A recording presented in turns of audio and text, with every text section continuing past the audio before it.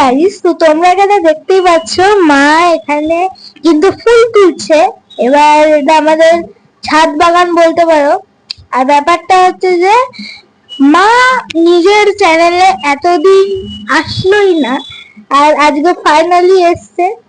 তো আজকে হচ্ছে শ্রাবণ মাসের দ্বিতীয় সোমবার, তাই জন্য মা পুজো দেবে। আমিও স্নান করে উঠে পুজো দেব, কিন্তু তার আগে চলো মায়ের পুজোটা দেখে নেওয়া যাক যে মা কিভাবে পুজো দেবে।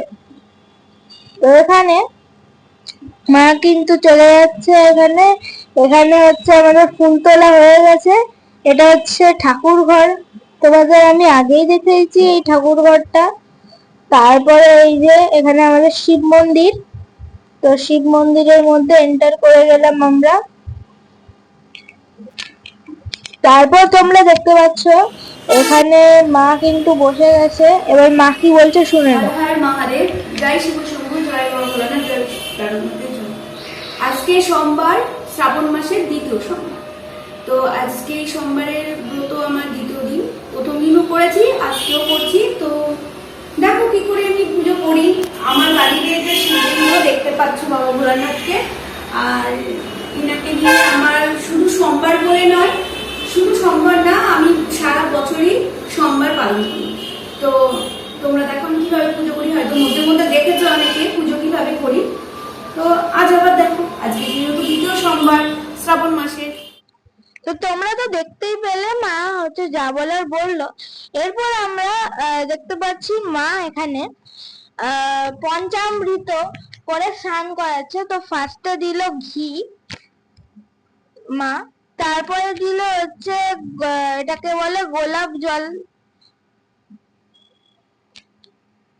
এটা গোলাপ জল, আর আগেরটা হচ্ছে মধু, আই থিঙ্ক সো। আমি ঠিক দেখতে পাচ্ছি না, মানে জানি না, এসব মা ভালো জানে।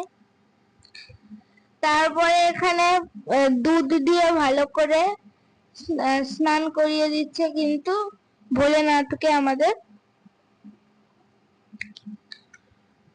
তারপর স্নান করানোর পর তোমরা দেখতে পাচ্ছ ভালো করে গা হাত পা গুলো ভালো করে ঘষে দিচ্ছে। তো এই যে শিব ঠাকুরের মন্দিরটা আমাদের কিন্তু অনেক পুরনো, এবং 12 মাস আমাদের এখানে পুজো হয়।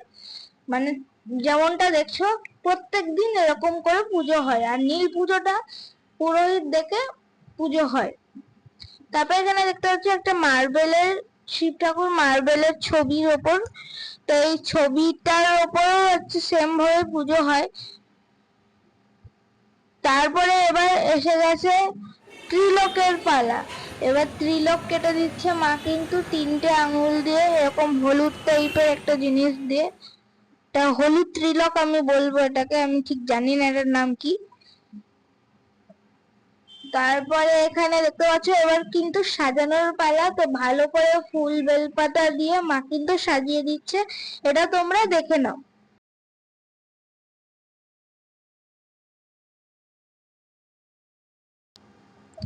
তারপর মা কিন্তু দেখতে পাচ্ছ ভালো করে সাজানোর পর, ফুল বেলপাতা দিয়ে সাজানোর পর এটা হলো আমাদের শিব ঠাকুরের পুরো মূর্তিটা।